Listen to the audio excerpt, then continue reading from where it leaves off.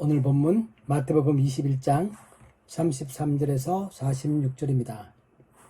다른 한 비유를 들어라.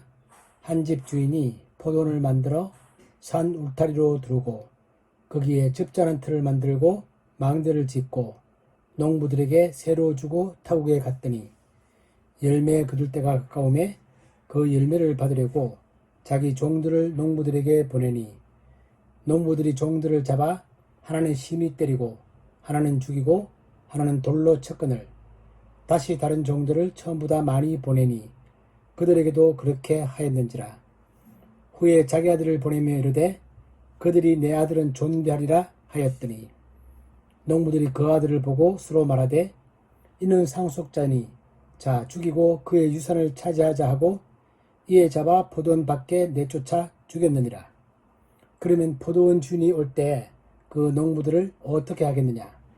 그들이 말하되 그 악한 자들을 진멸하고 포도원은 제때 열매를 바칠 만한 다른 농부들에게 새로 줄지니이다. 예수께서 이르시되 너희가 성경에 건축자들이 버린 돌이 모퉁이의 머릿돌이 되었나니 이것은 주로 말미암아 된 것이요 우리의 눈에 기이하도다 함을 읽어본 일이 없느냐. 그러므로 내가 너희에게 이르노니 하나님의 나라를 너희는 빼앗기고 그 나라에 열매 맺는 백성이 받으리라.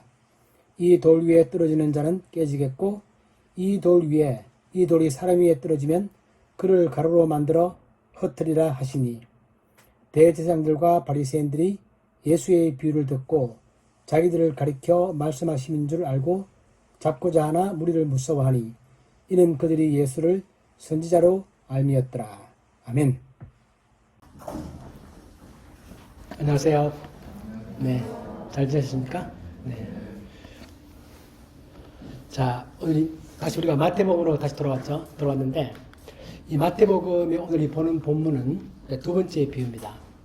기억을 들어보면 과거에 이제 예수님께서 지금 이 주간이 예수님께서 금요일날 이제 십자가에서 죽으실 것입니다. 그 주간입니다, 지금. 그 주간이고 오늘은 화요일입니다. 오늘도 화요일이죠. 예수님도 오늘이 화요일이십니다. 화요일날 성전에서 가르치시고 기적을 베푸시는데 대제사장이 나와서 물어봅니다. 예수, 너의 권위의 근거가 무엇이냐? 그렇게 물어봤고 그때 예수님께서 나도 한 가지 물어보겠다. 반대의 질문을 하십니다. 세례요한의 권위가 어디서 온 것이냐? 그랬더니 그들이 답을 하기가 곤란해서 모른다. 그렇게 발뺌을 했습니다.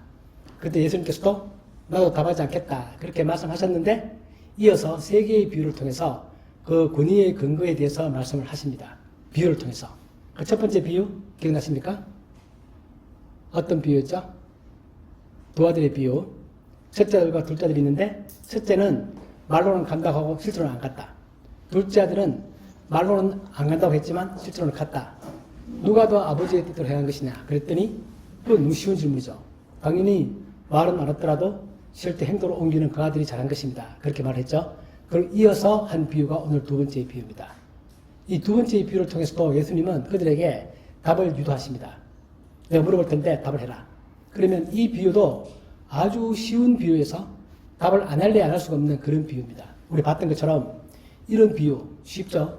쉽기 때문에 그들이 답을 안 할 수가 없고 그 답을 통해서 그들은 자기 자신들이 잘못했다는 사실을 스스로 인정하는 이제 그런 모습이 됩니다. 그런데 오늘 이 비유는 전부 첫 번째 비유에 비해서 조금 더 길고 내용이 조금 더 직설적입니다. 노골적으로 그들을 정죄하는, 비판하는 그런 비유를 하십니다. 우리 비유 내용을 보면 쉽죠.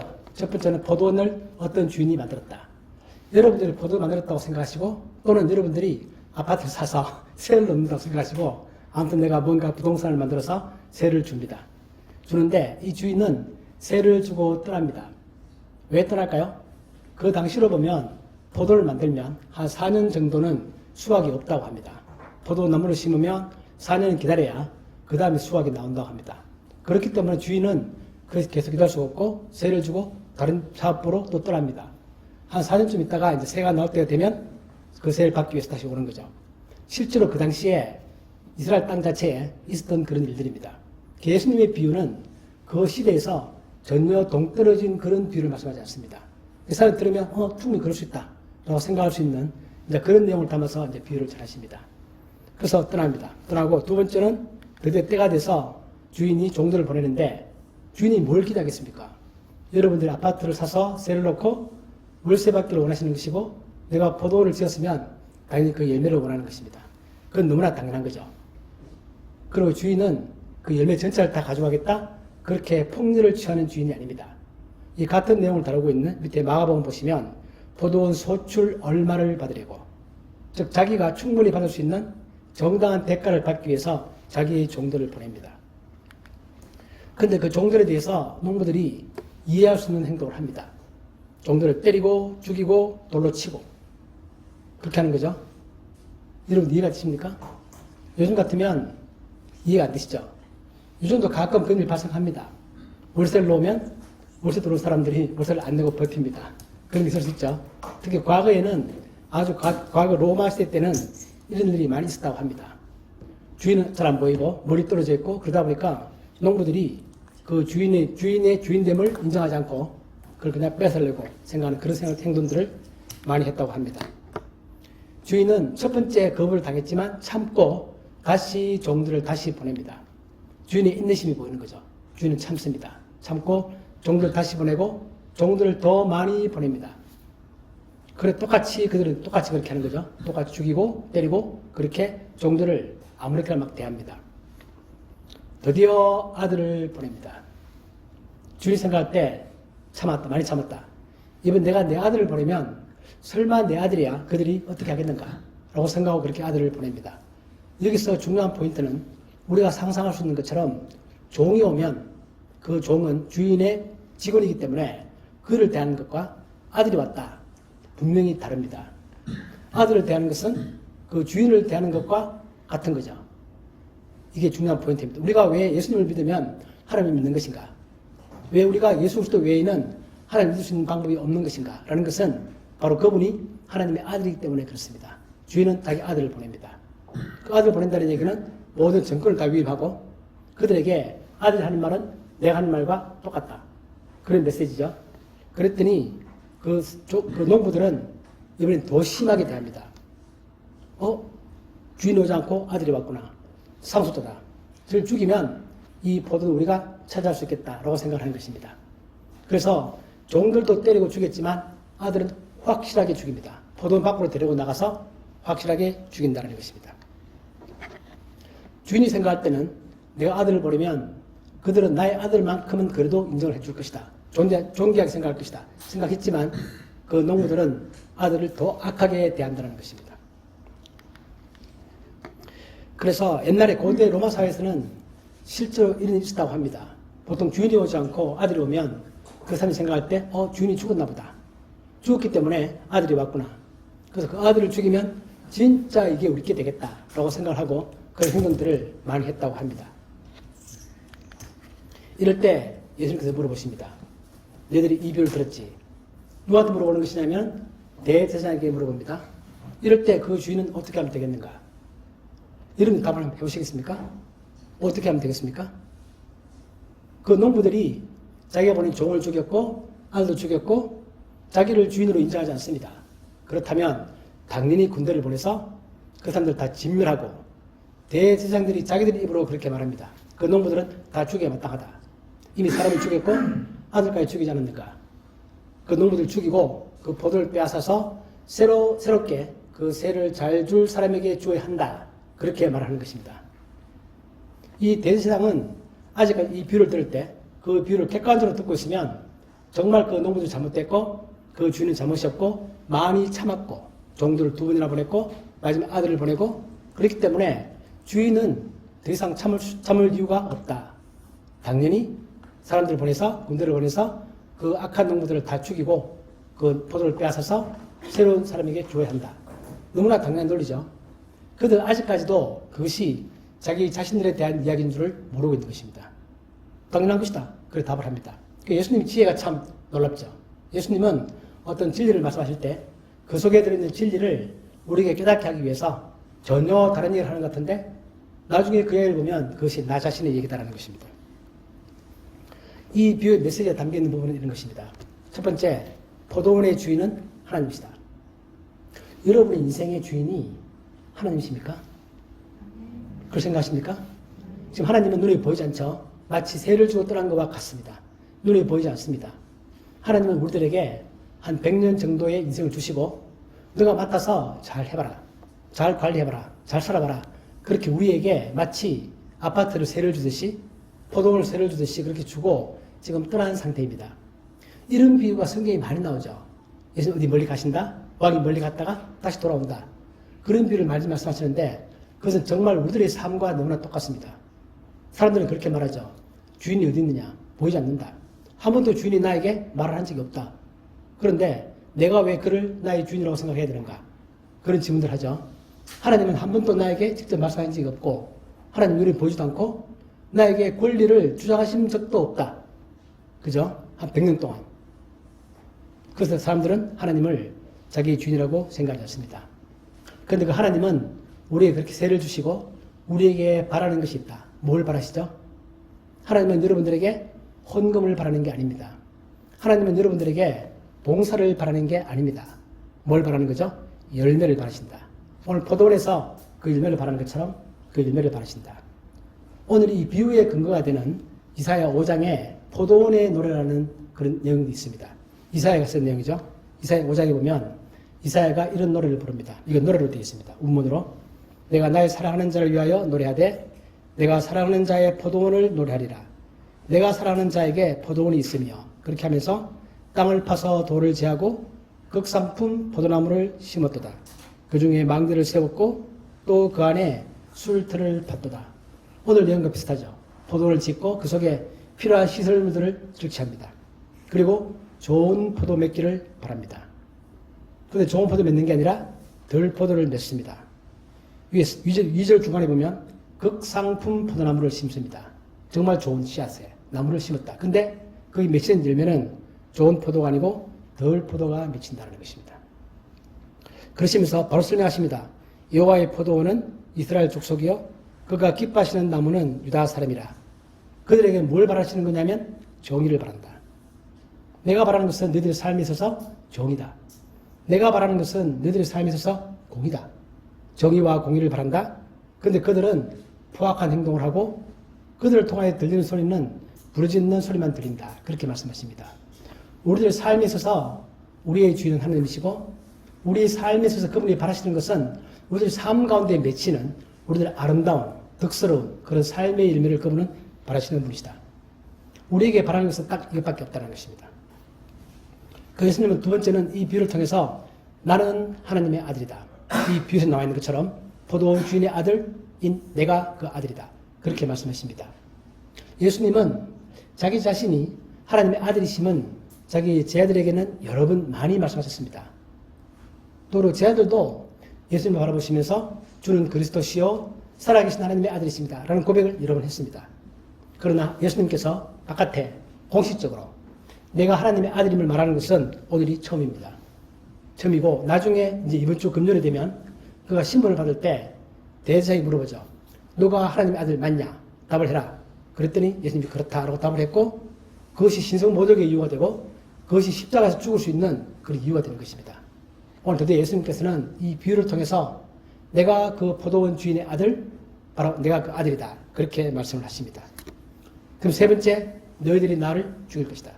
이 비유처럼 그렇게 말씀을 하십니다. 오늘은 화요일이죠. 목요일 밤이 되면 체포를 당하실 것이고 이제 금요일날 십자가에 죽으실 것입니다. 이 비유 역시 예수님께서 자기 제자들에게는 여러 번 말씀하셨습니다. 내가 언젠가 예루살렘에 가면 내가 잡힐 것이고 그들이 나를 빌라도에게 넘길 것이고 나는 십자가에서 죽을 것이다. 그런 말씀을 3번, 4번 정도 여러 번 반복하셨습니다. 그러나 오늘 대제사장에게 외부에 자기 자신이 죽는다는 사실은 처음 말씀하시는 것입니다. 나를 죽이는 것은 다른 사람이 아니라 나에게 지금 그 권위를 묻고 있는 바로 너희들이다. 이 비유처럼 그렇게 말씀하십니다. 그러시면서 오늘 설교 주제인 본론으로 바로 들어가십니다. 너희들이 구약 성경에서 이런 말 읽어본 적이 없느냐? 건축자의 버린 돌, 그것은 시편 118편에 나옵니다. 시편 118편 22절에 보면 건축자가 버린 돌이 집 모퉁이의 머릿돌이 되었나니 이는 여호와께서 행하신 것이요 우리 눈에 기이한 것이다. 너희들이 잘 알고 있는 시편 118편 118편 시편이라는 것은 어떤 시편이냐면 6월절날 이스라엘 사람들이 1년 부르는 시편입니다. 시편 118편. 그래서 그들은 6월절날 애굽 할렐 시편 그런 걸 부르는데 6월절 만찬 전에 2개의 시편을 부르고 만찬 후에 4개의 시편을 부르는데 그때 제일 마지막에 부르는 시편이 이 118편입니다. 그 너희들이 해마다 시편 118편 읽고 있지 않느냐. 또 지금도 6월절인데 또 너희들이 곧 이제 만찬을 들면서 만찬 후에 시편 118편의 그 시편을 읽을 것이다. 거기에 이런 말이 나온다. 건축자가 버린 돌이 지 모퉁이에 머릿돌이 된다. 그 의미를 너희들이 아느냐? 이렇게 물어보는 것입니다. 그 의미를 아느냐? 그 예언이 시편 그 118편 속에 들어있는 그 예언이 오늘 드디어 이루어지는 것이다. 그래서 그들이 버리는 건축자가 버리는 돌. 건축자는 누구죠? 건축자는 결정권자들이고 그 당시에 통치자들이고 뭔가 결정할 수 있는 사람들입니다. 그들이 버린다. 돌을. 누구를? 메시아를. 그렇게 버린다는 것입니다. 그것이 오늘 드디어 시편 118편의 그 시편에서 예언된 그 내용들이 오늘 이루어지는 것이다. 그런데 그 버린 돌이 모퉁이의 돌이 된다는 것입니다. 이건 나중에 베드로가 사도행전 4장에서 예수의 부활을 전하면서 똑같은 말을 인용합니다. 너희가 죽였던 그 예수, 이 예수는 너희 건축자들의 버린 돌로서 진 모퉁이에 머릿돌이 되었다. 그렇게 하면서 너희가 버린 그 메시아가 너희에게 모든 구원을 주는 그 근거가 되는 것이다. 그렇게 말합니다. 우리 히브리 단어로 보면 건축자의 버린 돌이라고 할 때 그 단어는 에벤, 아들은 벤이라고 해서 어떤 언어 유희가 있습니다.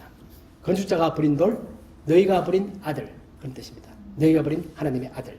그렇게 말을 섞어서 말하면서 너희가 오늘 드디어 시편 118편에서 해마다 읽어왔던 그 시편에서 예언되었던 그 사건이 이번 주간에 너희들이 나를 버림으로 해서 그렇게 이루어지는 것이다.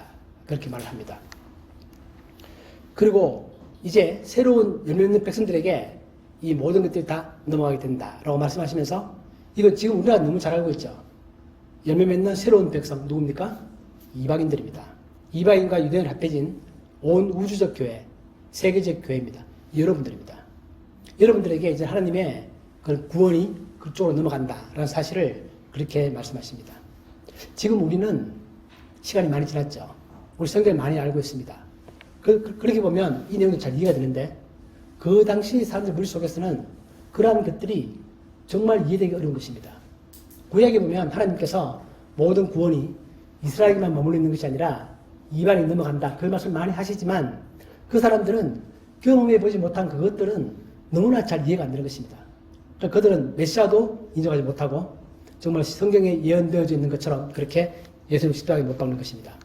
그러면서 그 시편에 예언되어져 있는 것처럼 건축자가 버린 돌이 진 모퉁이 돌이 되는 그것은 여호와께서 하시는 일이다. 그리고 그것은 기이한 일이다. 사람들이 머릿속에서는 그것을 이해하기 힘든 일이다. 그렇게 말씀하십니다. 너희들이 나를 죽이고 죽은 내가 모든 인류의 구원에 근거가 된다는 사실을 그건 하나님이 하실 수 있는 일이고 그러한 아이디어는 인간이 생각해 낼 수 있는 아이디어다라는 뜻입니다. 어떤 사람이 어떤 온 인류를 구원하기 위해서 시나리오를 만들 경우에도 그런 좀 기가 막힌 그런 시나리오를 만들 수 있느냐. 하나님께서 자기 아들을 보내서 죽게 하시고 그 죽음을 통하여 다시 부활하게 하시고 그걸 통하여 온 인류에게 구원을 주시는 그런 행동들은 하나님이 하시는 일이고 엄청 기이한 일이다. 알 수가 없는 일이다. 그렇게 말하는 거죠. 그 바울도 그렇게 말합니다. 고린도전서 2장에서 이 지혜는 십자가의 지혜죠. 이 세대의 통치자들이 한 사람도 알지 못했다. 알지 못했기 때문에 그들은 메시아를 십자가에 못 박았다. 알았더라면 결코 그렇게 하지 않을 것이다. 여기서 하고 싶은 얘기는 뭐냐면 하나님 하시는 그런 일들은 우리 인간의 상상을 초월하는 것이다. 우리 인간의 이해의 범위 속에 들어와 있지 않다는 뜻입니다. 그래서 건축자가 버린 돌이 진 모퉁이 돌이 된다라는 게 그런 의미다. 그러나 그것은 바로 메시아인 나 자신 예수를 바로 가리켜서 하는 말이다. 그렇게 말씀하십니다. 대제사장들은 이 비유를 듣고 난 다음에 이 비유의 내용을 이제는 명확하게 이해를 했습니다. 아, 저것이 우리를 향하여 하는 말이구나. 여러분 같으면 이럴 때 마음을 바꿔야죠. 그리고 정말 그런가? 다시 한번 생각해 봐야죠. 그러나 그들은 그렇게 하지 못합니다. 끝까지. 마태복음 끝까지 보면 그들은 결코 그들의 마음을 돌이키지 않습니다. 왜 안 돌이키는 거죠? 그들은 자기들의 입장이 너무나 중요한 것입니다. 우리도 많이 경험하죠. 우리도 어떤 말을 하게 되면 나중에 내 한 말에 내가 잡혀서 그 입장을 끝까지 고수합니다. 억지를 부립니다. 그 비슷한 모습들은 우리 자신도 많이 그렇죠. 그렇지만 이들도 그럽니다.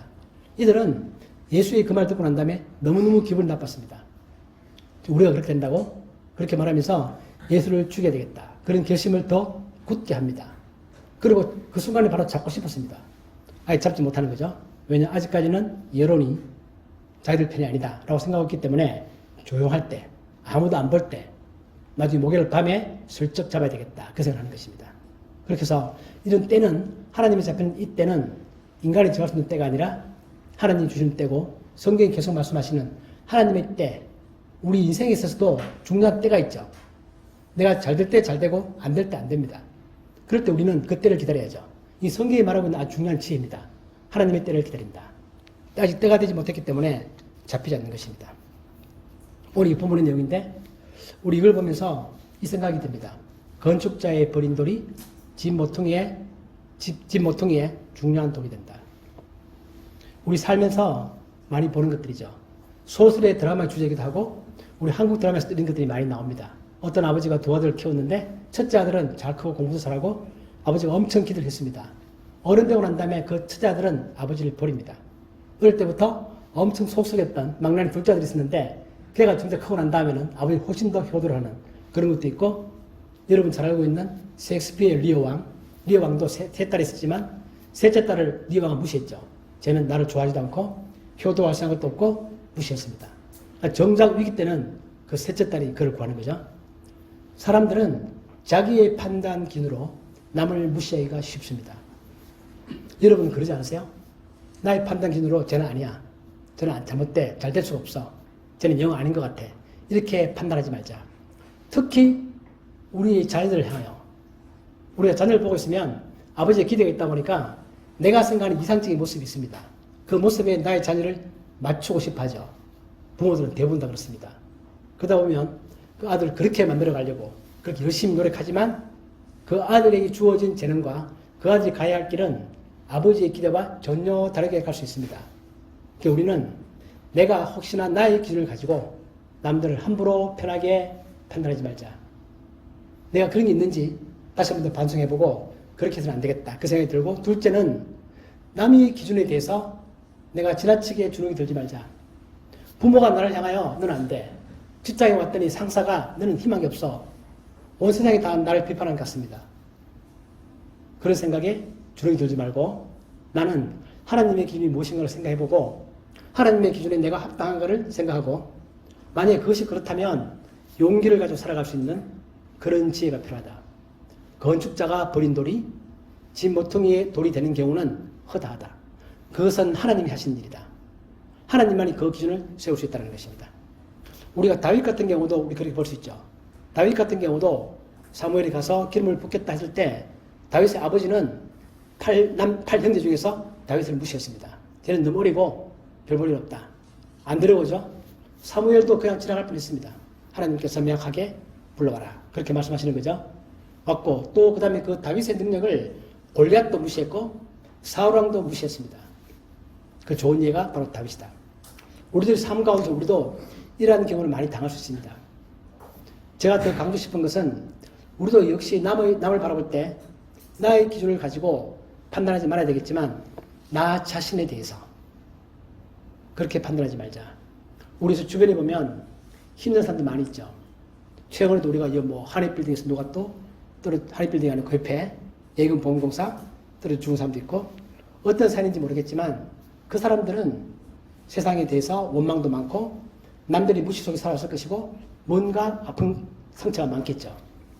그리스도인들은 남들이 온 지구상에서 나 빼고 부모를 포함하여 형제를 포함하여 모든 사람이 나를 향하여 비판한다 할지라도 내가 하나님의 말씀을 보면서 그 말씀에 따라서 나 자신을 볼 수 있는 그런 마음을 갖는 것은 정말 중요한 것입니다. 건축자가 버린 돌이 모퉁이 될 수 있다. 그것은 하나님이 하신 일이다. 하나님만이 그것을 할 수 있는 것이다. 그렇게 말씀하십니다. 둘째는 내 인생의 주인은 하나님이다. 모세의 어머니가 모세를 100일 됐을 때 강물에 띄어보냅니다. 그러면서 불렀던 노래가 우리 복음성가 가운데 요게베스 노래 그런 노래가 있죠. 이 성경에 나오는 얘기는 아니지만 요게베스 노래라는 쪽에서 그런 노래를 부릅니다. 백일된 아들, 얼띄어 보이는 엄마의 마음. 여러분, 아기를 안 낳아보신 분들은 모르시겠지만 낳아보신 분들은 백일된 아기를 강물에 띄어보는 엄마의 마음이 여기 있다는 죽을 것이고 띄어보냅니다. 그러면서 그렇게 노래합니다. 너의 삶의 참 주인 이신 하나님께 너의 삶을 맡긴다. 그런 노래를 부릅니다. 저도 그 노래를 들으면서 나도 우리 자녀들을 내가 주인이 아니라 그들의 주인이신, 그들의 삶의 참 주인이신 하나님께 그들의 삶을 맡겨야 되겠다. 나 자신도 나의 삶의 참 주인이신 하나님께 나는 나의 삶을 맡긴다. 그 외에 내가 할 수 있는 게 없다는 것입니다. 분명히 우리들의 삶은 하나님이 주인이시고 그 삶 가운데서 하나님 우리들의 삶을 통하여 하나님이 바라시는 게 있고 때가 되면 반드시 그분은 우리 삶 가운데 오실 것이고 그리고 우리 다시 만나실 것이고 그분이 바랐던 그런 열매를 다시 찾으실 것입니다. 내 삶의 참 주인이라는 얘기는 내가 성공하면 그 성공의 주인도 하나님이시고 내가 실패하면 그 실패의 주인도 하나님이시고 내가 기쁘면 그 기쁨의 주인도 하나님이시고 내가 슬프면 그 슬픔의 주인도 하나님이십니다. 그렇기 때문에 나는 어떤 경우에도 결코 외롭지 않고 항상 내 삶에 함께 하시는 그 하나님이 나에게 생명을 주셨고 내가 살 수 있는 모든 환경을 주셨고 나에게 재능을 주셨고 건강을 주셨고 정말 모든 걸 다 주셨죠. 어느 것 하나 우리 스스로가 만들어낸 게 아무것도 없습니다. 포도원 농부들은 농사는 지었지만 그 포도원과 포도원에 필요한 시설물들은 다 주인이 만들어 준 것입니다. 그 가운데 살아가는 것입니다. 저 태양은 하나님이 주신 것이고 산소도 하나님이 주신 것이고 모든 게 하나님이 주신 것입니다. 그걸 우리가 안다면 어떤 순간에도 우리가 나의 어떤 현실적인 어려움 그런 것들 때문에 내가 좌절될 이유가 없는 것입니다. 내 삶의 참주인 나의 하나님 또 우리 자녀들의 삶의 참주인이신 하나님께 그들의 삶을 맡기고 나도 나의 삶을 맡긴다. 이것이 오늘 포도원의 비유를 통해서 하나님께서 우리들에게 말씀하시는 그런 내용들입니다. 오직 하나님을 중심으로 해서 그 기준을 삼고 그분의 시각으로 남들의 삶도 바라보고 내 삶도 바라보고 그렇게 살아가는 복된 그런 삶을 살아가는 우리 모두 되시기를 주님 이름으로 축복합니다. 아멘. 하나님 아버지 내 삶의 참 주인이신 하나님을 고백합니다. 우리가 그분과 함께 살아감을 참으로 감사합니다. 하나님께서 내 삶의 주인이시므로 내 삶의 성공도 그분의 것이며 내 삶의 실패도 그분의 것이며 내 삶의 기쁨도 그분의 것이고 내 삶의 슬픔도 그분의 것입니다. 나의 자녀들 역시 하나님의 것이므로 내가 그 삶의 참 주인이신 하나님께 그들의 삶을 맡깁니다. 우리 하나님께서 우리 삶을 통하여 열매를 거두시고 때가 되어 합당하게 우리의 삶 가운데 다시 찾아오셔서 우리와 함께 기쁨의 잔치를 할 수 있는 그날을 기대하며 살아가는 죄들이 되게 하여 주옵소서. 예수님의 이름으로 기도하옵나이다. 아멘.